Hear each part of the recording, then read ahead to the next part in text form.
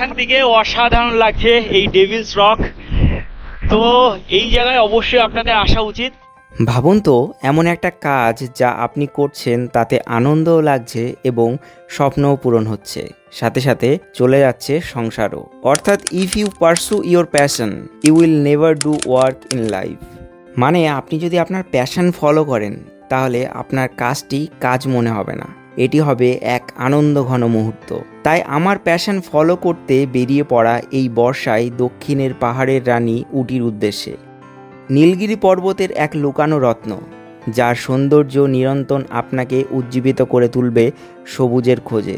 খোলা আকাশের নিচে বিস্তীর্ণ উপত্যকা, ফুরফুরে হাওয়ায় উন্মুক্ত হ্রদে গা ভেজানো, সবুজ চায়ের পাতায় গল্পের নতুন অধ্যায় লিখন, প্রিয়তমার হাতে চকলেটের উপহার। তাই নিরন্তর উটি তোমায় ডাকবে বারংবার। গত পর্বে আমরা দেখে নিয়েছি যে কিভাবে কলকাতা থেকে উটি পৌঁছালাম। কুন্নুর, যেটি উটির প্রবেশদ্বার, সেটি কিভাবে এক্সপ্লোর করলাম, কোথায় রাত্রিবাস করলাম, কিভাবে ঘুরলাম কম বাজেটে এবং পুরো ট্যুর প্ল্যান মাত্র 12,000 টাকায় কিভাবে কমপ্লিট করলাম। আজ আমরা কুন্নুরকে বিদায় জানিয়ে রওনা দেব উটির উদ্দেশ্যে, যেটি এই সিরিজের মূল আকর্ষণ। এবং বাসে মাত্র 350 টাকায় ঘুরে দেখে নেব উটির বহু জায়গা, তাও আবার একদিনে। তো ভিডিওটি শেষ অবধি দেখার অনুরোধ রইল, কারণ অজানাকে জানতে অচেনাকে চিনতে সাবস্ক্রাইব করতে হবে বিশ্বরূপম লাইভ ইউটিউব চ্যানেলকে। আমি কৌশিক, আপনাদের ভ্রমণ বন্ধু, সারা বিশ্বকে এনে দেবো আপনার হাতের মুঠোতে। তো চলুন, আমাকে ইনস্টাগ্রাম ও ফেসবুকে ফলো করা হয়ে থাকলে আজকের ভিডিওটি শুরু করা যাক। উটি ডে 2। আজ আমরা সারাদিন ঘুরেছি কুন্নুর। গত ভিডিওতে তা দেখে নিয়েছি, সেটির লিঙ্ক দেওয়া আছে ভিডিও ডেসক্রিপশানে, চাইলে দেখে নিতে পারেন। এখন আমরা কুন্নুর বাস স্টপের এখানে দাঁড়িয়ে রয়েছি। এখান থেকে আমরা যাব হচ্ছে উটি বাস ধরার জন্য। এখান থেকে দাঁড়িয়ে রয়েছে, এখান থেকে বাসে ঘন্টাখানেক সময় লাগবে। সঙ্গে থাকুন, দেখতে থাকুন, আমাদের উটির ব্লগ শুরু হচ্ছে। আমরা উটি গিয়ে হোটেল নেব এবং হোটেল নিয়ে তারপরে ওখানে স্টে করব। আর বাকি দুদিনের হোটেল আমাদের অলরেডি বুক করা রয়েছে। তো প্রথম দিনে হোটেল বুক করা নেই, আর বাকি দুদিনে হোটেল আবার বুক করা আছে, ঠিক আছে। তো আজকে গিয়ে প্রথমে হোটেল নেব, হোটেলে স্টে করব, তারপরে বাকি জিনিসগুলো আমি আপনাদের এক এক করে দেখাবো। সঙ্গে থাকুন, দেখতে থাকুন। আজ বাসে আমরা যাচ্ছি কুন্নুর থেকে উটি। এই পথের সৌন্দর্য অপরিসীম। 6:30 বাজে। 6:30টার মধ্যে আমরা এসে পৌঁছালাম উদাগমঙ্গলম বা তোমার উটিতে। 20 টাকা নিয়েছে বাসের ভাড়া। 20 টাকা নিয়ে আমাদের প্রায় 1 ঘন্টা লাগলো। এখানে এসে আমাদের তো ওল্ড বাস স্ট্যান্ড, যেটা প্রথম বাস স্ট্যান্ডে যেটা থেমেছিল, সেই বাস স্ট্যান্ডের পাশে রুম বুক করা আছে কালকে থেকে, যেহেতু আমাদের ঠিক ছিল না কবে আসবো না আসবো। আর আজকে আমরা এসে এই যে বাস স্ট্যান্ডটা আছে উটি বাস স্ট্যান্ড, সেই উটি বাস স্ট্যান্ডের পাশে একটা রুম নিয়েছে। 650 টাকায় রুম হয়ে গেছে। আমি নাম্বার ভিডিও ডেসক্রিপশানে দিয়ে দেবো, আপনারা চাইলে ওখানেও থাকতে পারেন। কিন্তু রুম খুব একটা বেশি বড় না, খুব একটা বেশি ভালোও নয়, তার জন্য দেখাচ্ছি না। জাস্ট আমরা আজকে রাতটা স্টে করে কালকে সকালে এখান থেকে চেক আউট করে বেরিয়ে যাবো। আজকে তো কিছু করার নেই, তার জন্য আমরা এখানেই থাকছি, ঠিক আছে। তো আজকে উটি শহরটা রাত্রেবেলা ঘুরে দেখবো। আমরা রাতে উটির মার্কেট ঘুরে দেখতে থাকলাম। উটিতে হোমমেড চকলেট কিন্তু বিখ্যাত, কিলো হিসাবে বিক্রি হয়। এখানে আপনি বিভিন্ন ধরনের চকলেট পেয়ে যাবেন, যেমন কারামিল, চকোবেটস, হোয়াইট চকোস 70 টাকা, 80 টাকা, 80 টাকা, এরকম বিভিন্ন ভ্যারাইটিস আছে। আপনি এখানে চকলেট খুব কম দামের মধ্যে পেয়ে যাবেন, এবং কেমন খেতে সেটা আমি জানি না। তো আমরা এখানে একটা মন্দিরে গেছিলাম, বিষ্ণু মন্দির। এখানে মন্দিরগুলো বেশ ভালো সুন্দর, ওখানে অনেক সময় বসেছিলাম। তাছাড়া আর উটিতে রাত্রেবেলা বেশি কিছু করার নেই, মানে আমরা এই রাস্তা দিয়ে ঘুরে ঘুরে বেড়াচ্ছি। এখানে ননভেজ ভেজ সব রকমই চলে। তো I will highly prefer veg here, কারণ আমার ননভেজ এখানে আর খেতে ইচ্ছা করছে না, এখন মনে হচ্ছে ভেজই খাই, ঠিক আছে। তো আমি ট্রাই করবো ভেজ রেস্টুরেন্ট খুঁজে সেখানে খাওয়ার। আর এখানে রুম 500 টাকাতে অ্যাভেলেবেল আছে। রুমের কন্ডিশন অতটা ভালো আছে কি নেই সেটা আমার জানা নেই, কিন্তু 500 টাকাতে রুম অ্যাভেলেবেল আছে, ঠিক আছে। তো আপনারা চাইলে ওই রুমগুলোতেও থাকতে পারেন, আর না বুকিং করে আসলেও হবে, মানে এখানে এসে বাস স্ট্যান্ডের পাশেই পেয়ে যাবেন। আমরা রাতে এদিক ওদিক ঘুরে খেয়ে দিয়ে ঘুমিয়ে পড়লাম। ডে 3। তো আমরা আজকে এই যে ট্যুরিস্ট বাসগুলো আছে, এই ট্যুরিস্ট বাসে ঘুরবো পাইকারা লেকের সাইডে, এবং ওখান থেকে আমরা যাব মধুমালাই টাইগার রিজার্ভ। এখানে পার হেড 350 টাকা করে নিল। এটার কন্ট্যাক্ট নাম্বার আমি ভিডিও ডেসক্রিপশানে দিয়ে দেবো, যাতে আপনারা যদি বুকিং করেন তাহলে এই বাসগুলোতেও বুকিং করে যেতে পারেন। ট্রাভেল এজেন্সি নাম্বার দিয়ে দেবো, এখানে বাস পুরো ভর্তি হয়ে যায়। ঠিক আছে, তো আমরা বেরিয়ে যাচ্ছি। আজকে 9:30 থেকে শুরু হওয়ার কথা ছিল, 10টা থেকে শুরু হচ্ছে এবং 7টা অবধি চলবে। সঙ্গে থাকুন, পুরো ভিডিওতে দেখাবো যে কীভাবে ঘুরতে পারবো। ও আপনাদের বলা হয়নি, কাল রাতে হোটেলের মালিকের সাথে কথা বলে 350 টাকায় জনপ্রতি আর সারাদিনের জন্য একটি বাস বুকিং করে নিয়েছিলাম, যেটি আমাদের পাইকারা লেক মুদুমালায় ঘুরিয়ে দেখাবে। সঙ্গে থাকবে আরও অনেক কিছু। এরকম ব্যবস্থা দীঘা, পুরুলিয়া, দার্জিলিং, কালিম্পং কিংবা ডুয়ার্সে থাকলে কেমন হয় অবশ্যই কমেন্টে জানাতে ভুলবেন না। আমার মনে হয় যারা বাজেটে ঘুরতে চান তাদের জন্য এটি খুবই উপকারী। सफारी कैसे करके बोलो तो हम लोग दोनों ऑप्शन बोलेगा, आप लोग ट्राई कर लिए। और ऑप्शन में तो एक में तो आते गवर्नमेंट ऑफ तमिलनाडु फॉरेस्ट का गाड़ी सेम हमारा सूरज मजा जैसा रहते 350 रुपया लेते उन लोग, और 30 to 40 मिनट्स तो लेके जाते जानवर दिखाने के लिए। और ऑप्शन 2 में तो वहां से एक 7 किलोमीटर जाना मसनगुड़ी करके एक एरिया टाइगर रिजर्व रेंज। ये जो मसनगुड़ी में तो ओपन जीप रहेगा, वो तो प्राइवेट है। ओपन जीप में तो 7 से 8 आदमी बिठा सकते उन लोग। बिठा के क्या करते सीधा विभूति मले करके लॉर्ड कार्तिकेयन का टेम्पल है, वहां पे ऊपर जाएगा ऑफ रोड में 7 किलोमीटर जाएगा, ऑफ रोड में नीचे 7 किलोमीटर आएगा। রাস্তায় এক গল্ফ কোর্সের কাছে দাঁড়িয়ে বাসের গাইড আমাদের আজকের ভ্রমণের সারসংক্ষেপ তুলে ধরলেন। 350 টাকার পাশাপাশি আরও 40 টাকা করে গাইড ফি আমাদের দিতে হবে আজ। তাছাড়া এক জায়গায় বোটিং, এক জায়গায় এন্ট্রি ফি এবং এক জায়গায় সাফারির জন্য খরচ করতে হবে আমাদের। আমরা প্রথমে দাঁড়ালাম একটি ড্যামে। এটাকে ইন্ডিয়া পাকিস্তান ড্যামও বলা হয়, কারণ 1992 সালে রোজা যে সিনেমাটা হয়েছিল সেই সিনেমার শুটিং এখানে হয়েছিল। এক সাইডে ইন্ডিয়া দেখানো হয়েছিল, আর এক সাইডে পাকিস্তান দেখানো হয়েছিল। হিন্দি বলিউড সিনেমা রোজা সিনেমার শুটিং এখানে হয়েছিল 1992।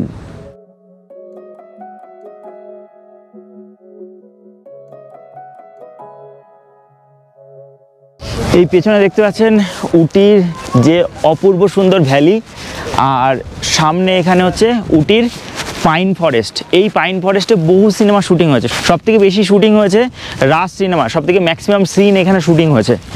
আর শাহজাহান সিনেমা শুটিং হয়েছে অনিল কাপুরের, তারপরে দিল সিনেমা শুটিং হয়েছে, দিল হুয়া পাগল নাকি যেন একটা সিনেমা শুটিং হয়েছে, দিল হুয়া দিওয়ানা সিনেমা শুটিং হয়েছে, তারপরে বরফি সিনেমা শুটিং হয়েছে। আরও বেশ কিছু সিনেমার শুটিং এখানে হয়েছে, যেটা হিন্দি সিনেমার কথা বলছি, তামিল, তেলেগু, মালায়ালাম বহু সিনেমার এখানে শুটিং হয়েছে এই পাইন ফরেস্টের মধ্যে। এখানে আমাদের সময় দিয়েছে 11:30টার মধ্যে এখান থেকে বেরোতে হবে। পাইন বনের মাঝে এই স্থানটি আপনাকে মায়াবী পরিবেশে নিয়ে যাবে। এর ভ্যালি ভুলিয়ে দেবে কাশ্মীর উপত্যকাকে।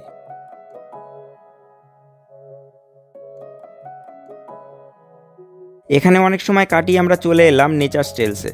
আজকে যাত্রা শুধুমাত্র এন্ট্রি ফি এখানেই আছে। আমরা ভেতরে প্রবেশ করলাম। তো আমরা এখন আছি ডেভিলস রক যে জায়গাটা বা 9th মাইল যে জায়গাটা, সেই জায়গাটাতে।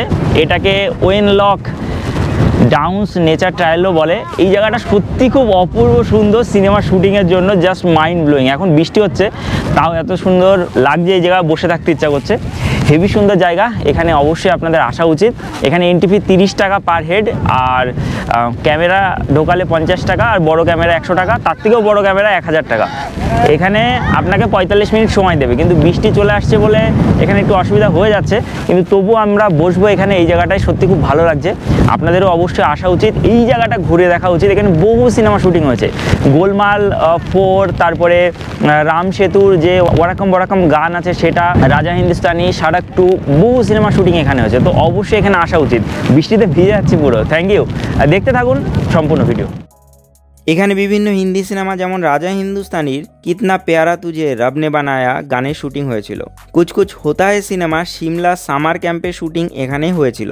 দিওয়ানা সিনেমার ऐसी दीवानगी গানের শুটিংও কিন্তু এই স্থানেই হয়েছিল। অপূর্ব সুন্দর মনোমোহিতকর জায়গা। এই জায়গায় যদি তুমি না আসো সত্যি জীবনে খুব মিস করবে। উটি এর জন্যই বলে এত সুন্দর। এতক্ষণ বৃষ্টি হচ্ছিল, আবার রোদ্দুর, আবার হাওয়া, ডেভিলস উইন্ড যেটাকে বলে, অসাধারণ এই জায়গায় এক্সপিরিয়েন্স। আমরা তো উপর অবধি যেতেই পারিনি, নিচেই এতটা সুন্দর লাগছে, উপর অবধি যেতে ইচ্ছা করছে না। যাই হোক, এখানে অবশ্যই আসা উচিত। আমাদের টাইম আপ হয়ে যাচ্ছে, এখনই আমাদের বেরোতে হবে আমাদের বাসের দিকে। চলুন আমরা এবার বাসে যাই, বাসে গিয়ে আমরা পরবর্তী ডেস্টিনেশনে যাব। এখানে বহু সময় কাটিয়ে আমরা নিচে ফিরলে বাসের বাকিদের কাছে একটু কড়া কথা শুনতে হয়েছিল এবং গাইড ও বাসের ড্রাইভারও আমাদের বকাবকি করেছিলেন। ৪৫ মিনিটের জায়গাতে আমরা 1 ঘন্টা সময় এখানে কাটিয়ে ফেলেছিলাম। তবে বিশ্বাস করুন, এই ডেভিলস রক 1 ঘন্টা সময়ে সম্পূর্ণরূপে আত্মীকরণ সম্ভব নয়। সারাদিন এখানে বসে থাকলেও মনে হবে সময় থমকে আছে। আমাদের সমস্ত ব্লগারদের উচিত ভারতের এমন সুন্দর সব জায়গাকে দর্শকদের সামনে তুলে ধরতে, যেটি কাশ্মীরকে টক্কর দেবে। ভূস্বর্গ দক্ষিণেও তৈরি হোক নর্থ ইস্টেও। এতে অনেকের মনে হয়তো দুঃখ লাগতে পারে, তবে আমাদের ভালো আমাদের নিজেদেরকেই বুঝতে হবে। এখান থেকে আমরা রওনা দিলাম পাইকারা লেকের উদ্দেশ্যে। রাস্তায় দেখে নিলাম আর্টিফিশিয়াল পাইকারা ওয়াটারফল। এটি দেখে আমরা লেকের কাছে পৌঁছালাম। তো আমরা পাইকারা লেকে এসেছি। পাইকারা লেকে 3 ধরনের বোট আছে। একটা হচ্ছে 2 সিটার 3 সিটার, সেটা হচ্ছে 10 মিনিট ঘোরাবে 1100 টাকা। আরেকটা হচ্ছে 8 সিটার 1100 টাকা 20 মিনিট ঘোরাবে। আরেকটা হচ্ছে 10 সিটার 1300 টাকা 20 মিনিট ঘোরাবে। ঠিক আছে, তো আমরা 10 সিটারে যাচ্ছি, যেহেতু আমরা গ্রুপে এসেছি, তো গ্রুপের সাথে আমরা যাচ্ছি। ওখানে আমি টাকা দিয়ে দিলাম, দুজনার 130 করে 260 আমরা দিয়ে দিলাম। এইবার আমরা এখানে দাঁড়াবো, এখান থেকে আমরা যাব বোটে। 20 মিনিট রাইড করাবে। সঙ্গে থাকুন, আমি পুরো দেখাবো এই পাইকারা লেক। উটি থেকে 20 কিলোমিটার দূরে অবস্থিত এই পাইকারা লেক। তো এখানে হচ্ছে লাইভ জ্যাকেট পরে নেওয়াটা দরকার। আমাদের সকলে চলে এসছে এবং আমরা এখন বেরোচ্ছি বোটিংয়ে। চলা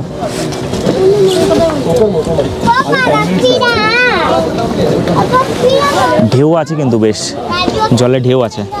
পাইকারা লেক তৈরি হয়েছে পাইকারা ড্যামের উপস্থিতির কারণে, কারণ সেখানে মুকুর্তি পর্বত থেকে উৎপত্তি নীলগিরির সবথেকে বড় নদী পাইকারা বয়ে চলেছে।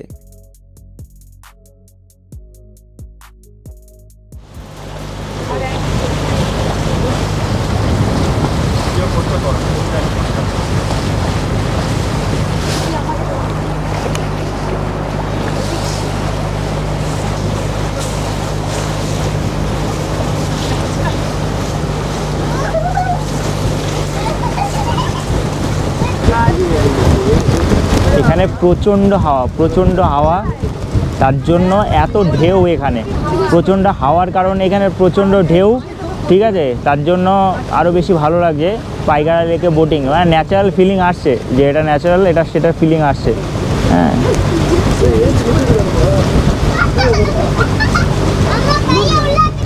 এখানে পাশে আছে পাইকারা ফরেস্ট। এখানে কিন্তু নেটওয়ার্কের একটু সমস্যা আছে। এখানেও বহু সিনেমা শুটিং হয়েছে।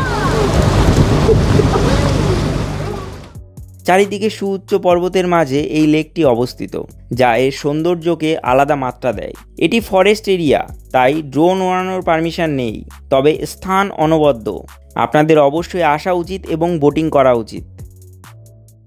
তো আমাদের 20 মিনিটের যে বোট জার্নি, সেটা মোটামুটি কমপ্লিটের দিকে। আমাদের বেশ ভালোই লাগলো, তবে প্রচণ্ড হাওয়ার জন্য এখানে কিন্তু এই মানে কি চারিদিক দিয়ে ঘেরা, পাহাড়ে ঘেরা, পাইন বনে ঘেরা যে লেক, সেই লেকেও কিন্তু প্রচুর পরিমাণ ঢেউ আছে হাওয়ার কারণে। ঠিক আছে, তো আমরা যেহেতু এই 10 সিটার মানে স্পিড বোটে গেলাম, তো 10 সিটার স্পিড বোটের উপরে ছিল শেড, তার জন্য বৃষ্টির জন্য সমস্যা হয়নি। তো আমাদের শেষ, এখন আমরা বেরিয়ে যাব, এখন গিয়ে লাঞ্চ করব। পাইকারা লেক থেকে আমরা মুদুমালাই টাইগার রিজার্ভে যাওয়ার আগে দাঁড়ালাম লাঞ্চ ব্রেকের জন্য।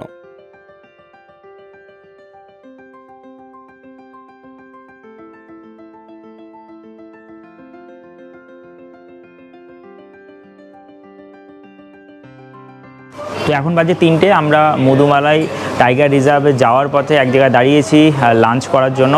এখানে সাউথ ইন্ডিয়ান ডিশ হচ্ছে 100 টাকা, নর্থ ইন্ডিয়ানও 100 টাকা, চিকেন বিরিয়ানি 150 টাকা। তো আমরা দুজন আছি, একটা চিকেন বিরিয়ানি অর্ডার করেছি, একটা আমি সাউথ ইন্ডিয়ান ডিশ খাবো, তার জন্য সাউথ ইন্ডিয়ান ডিশ অর্ডার করেছি। এখানে 45 মিনিট টাইম দিচ্ছে খাওয়ার জন্য। খাওয়া দাওয়া কমপ্লিট করে এখান থেকে বসে যেতে হবে মধুমালাই টাইগার রিজার্ভে। ওখানে দুটো অপশান আছে, মানে দুটো অপশানে আপনি টাইগার রিজার্ভ ঘুরতে পারবেন। একটা হচ্ছে গভর্নমেন্ট বাস, সেখানে 350 টাকা করে নেবে পার হেড। আমরা যেরকম বাসে আসলাম ওরকম বাসে ফরেস্টের মধ্যে দিয়ে ঘোরাবে। এবং যদি কোনো কিছু দেখতে পারেন তাহলে ভালো, আর যদি না দেখতে পারেন তাহলে সেটা আপনার লাক। আর আরেকটা হচ্ছে ওপেন জিপসি। ওপেন জিপসিতে 8 জন ধরবে, সেই ওপেন জিপসিতেও আপনি ঘুরতে পারবেন। ওখানে 350 টাকা করে পার হেড পড়বে। হ্যাঁ, ওপেন জিপসিটা প্রাইভেট এবং ওইটা আরেকটা সাইডে নিয়ে যাবে, একটা সাইডে নেবে আর একটা সাইডে নেবে। এই যে চলে এসে আমার সাউথ ইন্ডিয়ান ডিশ, দেখো কত কিছু দিয়েছে 100 টাকায়। সাউথ ইন্ডিয়ান ডিশ দেখো, 1 রকম, 2 রকম, 3 রকম, 4 রকম, 5 রকম, 6 রকম, 7 রকম, 8 রকম, 9 রকম, 10 রকম, 11 রকম, 12 রকম, 12 রকম আইটেম দিয়েছে। যদিও রায়তাটা হয়তো বিরিয়ানির সাথে, তবুও 10 রকম আইটেম আছে।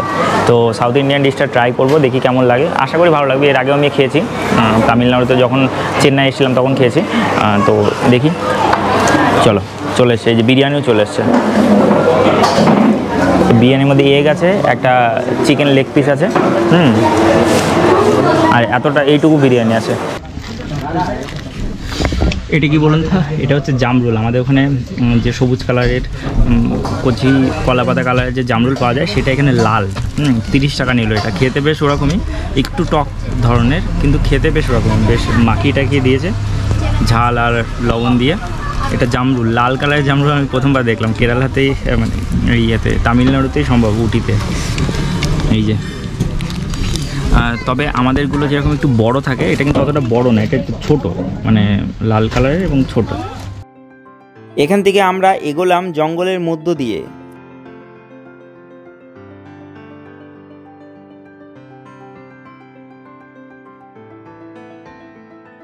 তো মধুমালায় যে গেট আছে, সেখান থেকে যে জিপসি সাফারি শুরু হবে, সেটা 15 কিলোমিটারের ডিস্টেন্স। এবং রাস্তায় যেতে যেতে আমরা কিন্তু মানে কি গুচ্ছ হরিণ দেখতে পেলাম, বড় বড় শিংওয়ালা হরিণ দেখতে পেলাম। আমরা এখন বাসের মধ্যে আছি, রাস্তাতে যেতে যেতে দেখছি। এই সাইডে হয়তো বাঘ দেখতে পাওয়া যাবে না, তবে হরিণ টরিণ ময়ূর দেখতে পাওয়া যেতে পারে। যেহেতু বৃষ্টি হয়েছে, সেহেতু সম্ভাবনা অনেকটাই বেশি। চলো সঙ্গে থাকো, আমি দেখাচ্ছি এক এক করে।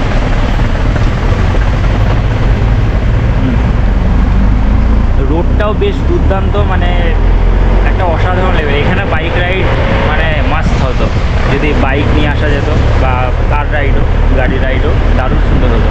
ঠিক আছে, তো দেখতে দেখতে যাবো। এখন রাস্তায় যতটা দেখা যায়, আশেপাশে আমরা বেশ অনেক জন্তু জানোয়ার দেখছি। এই যে আমরা রাস্তায় যেতে যেতে হাতি দেখতে পেলাম, একদম এই যে বাবা দাঁতওয়ালা হাতি, দেখো।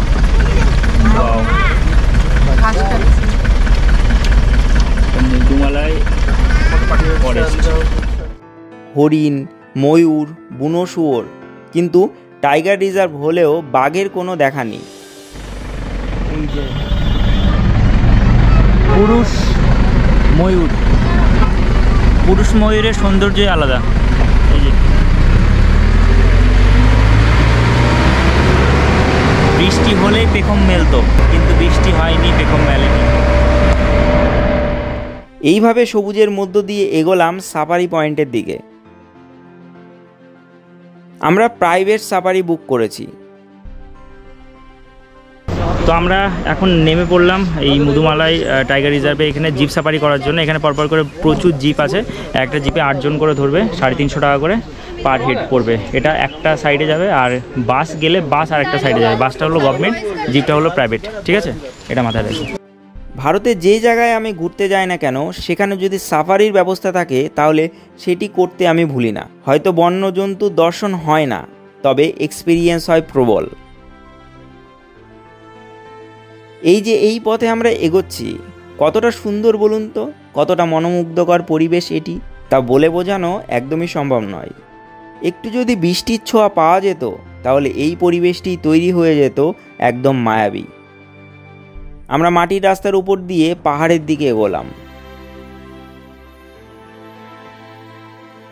তো আমরা আমাদের প্রথম ডেস্টিনেশনে চলে এসেছি, মাটির রাস্তা দিয়ে, বিভৎস খারাপ রাস্তা, মানে সান্দাকফু থেকেও খারাপ রাস্তা। সেই মাটির রাস্তা বেশিটা দূর নয়, 1 কিলোমিটার মতো। তো সেটা এসে আমাদের এখানে আছে কার্তিক মন্দির, এবং এই পাশে পুরো মধুমালায়ের এই সাইডে যে গ্রামটা, এখানে চাষবাস হয়, পুরো ভ্যালিটা অপূর্ব সুন্দর লাগছে, না বললেই নয়। আমরা যাব কার্তিক মন্দিরে, হলুদ কালারের কার্তিক মন্দির, এবং এই পাশে পাহাড়, নীলগিরি রেঞ্জ। এই যে মধুমালাই ফরেস্টটা, এটা 3টে স্টেট মিলিয়ে কিন্তু এই ফরেস্টটা আছে, কর্ণাটকা, কেরালা আর তামিলনাড়ু, যেখানে আমরা আছি তামিলনাড়ুতে। টোটাল 120টার বেশি বাঘ আছে, 680 স্কোয়ার কিলোমিটার জায়গা জুড়ে বিস্তৃত, ঠিক আছে। এখানে বহু প্রজাতি আছে, আমরা বহু কিছু দেখলাম। এখানে হরিণ থেকে শুরু করে, বাইসন থেকে শুরু করে, পিকক থেকে শুরু করে, শুয়োর থেকে, বুনো শুয়োর থেকে শুরু করে সমস্ত কিছু দেখলাম। এবার বাঘ দেখার আশা। আর হাতি দেখলাম, অনেক দাতাল হাতি দেখলাম। তো দেখি আর কি কি দেখা যায়, দেখাবো সমস্ত কিছু, সঙ্গে থাকুন। Kartika temple, Lord Kartika temple.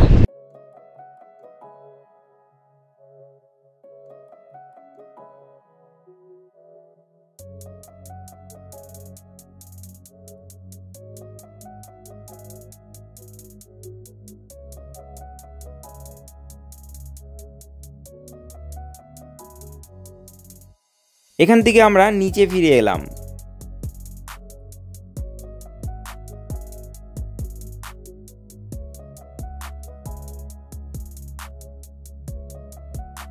তো আমাদের মধুমালাই টাইগার রিজার্ভ ঘোরা কমপ্লিট হয়ে গেল। তবে বাঘ সবার ভাগ্যে জোটে না, তো আমাদের ভাগ্যেও জুটলো না। কিন্তু যেটা দেখলাম সেটা অনেকগুলো হাতি দেখলাম, তারপরে আমাদের হরিণ দেখলাম, ময়ূর দেখলাম, সাম্বার ডিয়ার, তারপরে বার্কিং ডিয়ার, অনেক কিছু দেখবে, স্পটেড ডিয়ার, অনেক কিছু দেখতে পেলাম। তো আশা করি যেটা দেখেছি সেটা আপনাদের ভালো লেগেছে। আমরা নতুন একটা সাইট ঘুরলাম, আমাদের প্ল্যানের মধ্যেই ছিল না যে মধুমালাইটা আমরা আসবো উটিতে এসে, কিন্তু আমরা ভেবেছিলাম যে পাইকারা অবধি ঘুরবো, ঘুরে চলে যাব। কিন্তু যেহেতু আমরা বাস পেয়ে গেছিলাম, তার জন্য আমরা মধুমালাই অবধি আসলাম, ঠিক আছে। এখন আমাদের এখান থেকে বেরিয়ে যাওয়ার পালা। এখান থেকে আমরা ডাইরেক্ট চলে যাব উটি। এখান থেকে উটি যেতে অলমোস্ট 1.5 থেকে 2 ঘন্টা সময় লাগবে, ঠিক আছে। তো আমরা এখনও পুরনো হোটেলেই রয়েছি, নতুন হোটেলে চেক ইন করবো। চেক ইন করে আমরা আমাদের জার্নি, কাল আবার আমরা উটির লোকাল সাইট সিন এবং আর কয়েকটা জায়গা ঘুরে দেখবো, সেটা নেক্সট ভিডিওতে আপনারা দেখতে পাবেন। তো আজকের ভিডিওটা কেমন হলো অবশ্যই জানাতে ভুলবেন না। দারুণ এনজয় করেছি আজকে, দারুণ এনজয় করেছি। আশা করি ভালো লেগেছে। ভিডিও ভালো লাগলে অবশ্যই লাইক করুন, শেয়ার করুন এবং চ্যানেলে নতুন হয়ে থাকলে অবশ্যই সাবস্ক্রাইব করে রাখুন। আমি আপনাদের বন্ধু কৌশিক, বিশ্বরূপম লাইভে আপনাদের সকলকে স্বাগত। এবং আমার Instagram handle Biswaroopam live, Facebook হ্যান্ডেলও বিশ্বরূপম লাইভ, ফলো করে রাখতে পারেন যদি ভালো লাগে। চলুন, এটি আমাদের আজ লাস্ট পয়েন্ট ছিল। এটি দেখে আমাদের উটি ফিরতে ফিরতে সন্ধ্যা 7:30 বাজলো। আমাদের পুরানো হোটেলে ফিরে সেখান থেকে ব্যাগপত্র নিয়ে আমরা রওনা দিয়েছিলাম গোয়াইবুবো থেকে বুক করা আমাদের হোমস্টের উদ্দেশ্যে। এটি নতুন বাস স্ট্যান্ডের কাছে অবস্থিত। আগামী 2 রাত আমরা এখানেই স্টে করব।